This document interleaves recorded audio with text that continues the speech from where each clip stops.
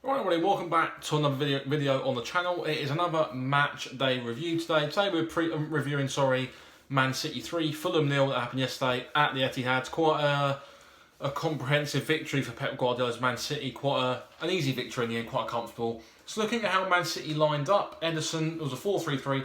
Ederson in goal, Kyle Walker, Otamendi, Aymeric Laporte and Fabian Delph were the back four. For midfield three of Bernardo Silva, David Silva, Fernandinho, and a front three of Leroy Sané, Sergio Aguero and Raheem Sterling. Obviously we lined up in a 4-3-3 trying to match Man City with Marcus Bettinelli in goal, the back four of Christie, Odoi, Mawson and Ryan Sessegnon, with Stefan Johansson, Kevin McDonald and Jean-Michel Seri as the midfield three, with the forward line consisting of Alexander Mitrovic, Luciano Vietto and Andre Schürrle. So let's get straight into the main point of the game really. So we kick off a minute in, we get a corner. Started off quite well, you know. As I said, we got the corner. Didn't come to nothing really. Didn't come to fruition. Didn't materialise to any chance. We then managed to Man City clean the ball. We managed to retrieve the ball, play it all the way back to Bettinelli, who plays it back out to from Christie to Bettinelli. Bettinelli back out to Seri. And you're thinking, right, early on, let's try and get into the swing of the game, settle in, try and get our rhythm going, see what we can do. So Seri takes an absolute awful first touch. It's a very poor first touch indeed, and he plays it right into the hands of the pressing midfielders such as Fernandinho, picks the ball up, intercepts Seri, takes it down the wing, swings the ball in, and there's Leroy Sané to tap into a pretty much open goal really. Bettinelli tried to get down to it, but the cross had too much on it. Sané taps in, and 2 minutes in, 1-0 down. So you're thinking, hey ho, this is going to be a resounding 7, maybe 8-0, maybe even 5 at a push really. So you're sitting there thinking, crikey, we're going to be in for a long game. We then get to 21 minutes with our second goal, David Silva. I think it's his 50th goal, or something like that. 50th appearance, or 50, no, not 50th. 50th goal it was, in fact, for Man City. A very well-timed finish again. We were poor in defence yesterday. I mean, the back four, Dennis Odoi at the back. That back four was asking for trouble. Even at 2 o'clock when the team came out, it got quite a few negative reviews from Fulham fans, the back four. Apart from Alfie Mawson, maybe Sessegnon at left back, who's not a left back. You're looking at the back four containing Cyrus Christie and Alfie Mawson, and you're thinking to yourself, what's Fosu Mensah done wrong, and what's Max Marshall, even Callum Chambers done wrong there, and even Joe Bryan to be dropped for 2 games in a row. He didn't feature against Brighton away towards back end of September before the international break. So it's a bit worrying there in terms of the squad selection. I think Slavisa got it completely wrong. Hopefully we'll look to rectify that against Watford, because we get our team selection against Watford wrong, we get beat there. Everton and Arsenal the next 2 games up after Watford.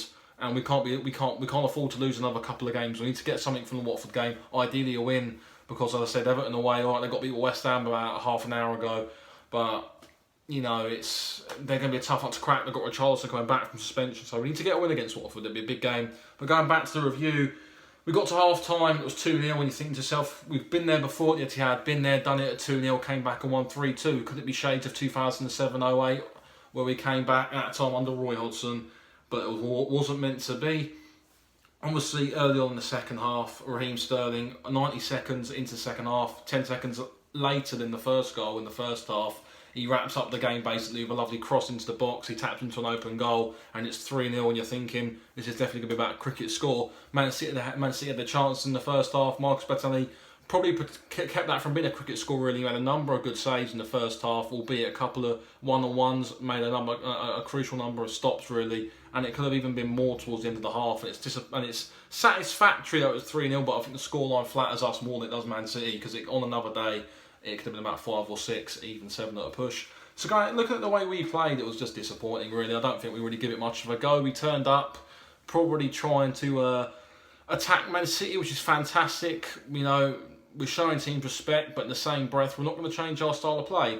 And on NBC, I think Keith Andrews said that the Man City staff could have played against us and probably beat us. And it's quite laughable, really, how a professional like Keith Andrews, who achieved nothing in his career, spent most of his time around dead-end clubs like Blackburn Rovers and stuff like that, now earning a job from Sky Sports, trying to make it in the media. If he's going to make derogatory comments like that, he ain't got an absolute cat and hell's chance of getting anywhere in the media. I think he's an absolute second-rate pundit. Obviously being wheeled out by Sky for the Championship and League One coverage. That's about his level. I think him trying to talk about the Premier League, he ain't got a Danny LaRue what he's talking about in the Premier League. So in my opinion, I think he should keep his mouth shut and keep his head firm on the ground, because what he's talking about is absolute bollocks. So yeah, in my opinion, I think the game was disappointing really. I wouldn't say we really rocked up there. No one expected us to get a point really. But it's just the way we turned up. We didn't try really. I think I ain't got a problem with us getting stuffed by Man City, the best team in the league. But if we don't go there and try, we've got to create a team. We've got to set out a team to give us a chance of getting something from the game. That selection yesterday to me didn't appear to do that.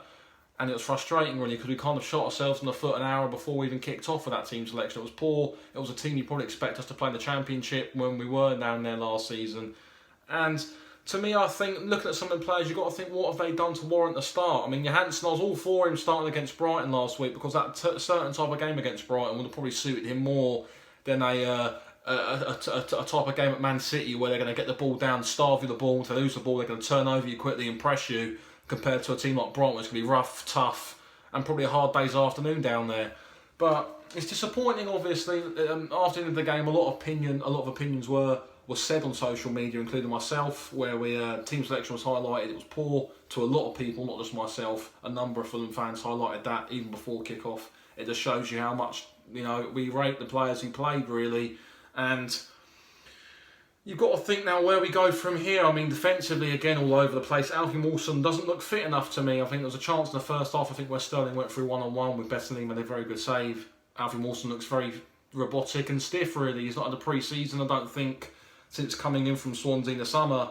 And you've really got to start to think, he's a good defender on his day, don't get me wrong, but he needs to get up to match fitness. It's not going to be easy coming back from a knee injury. It is always one of them type of injuries where you've got to try and take your time with it, try and bring him back in easy, try and build him in easy before you can start playing him every week. I mean, he's definitely going to be a good defender for us, I think, but I think looking at probably going back to Watford, revert back to players who played together as a back four, like Maxwell Marchand, Joe Bryan as well, and even Timothy Fosu-Mensah at right back. I think that's our strongest back four there.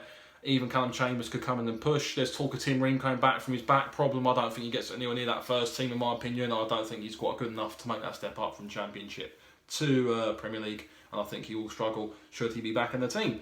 So looking ahead to Watford, it'll be a tough game down there. Lost United last night, quite narrowly in the end. Give it a good fight, but the likes of Troy Deeney up front and Andre Gray will bully our defence. And it'll be tough, really. But on the whole, yesterday, satisfactory, not good enough, really. Scoreline flattered us in a nutshell. So if you like this review, guys, hit the thumbs up. Subscribe if you're new as well. And we'll see you all towards the end of the week where we talk about and look ahead to our preview against Watford at the weekend. So stick around for that, and we'll see you all soon. Bye-bye.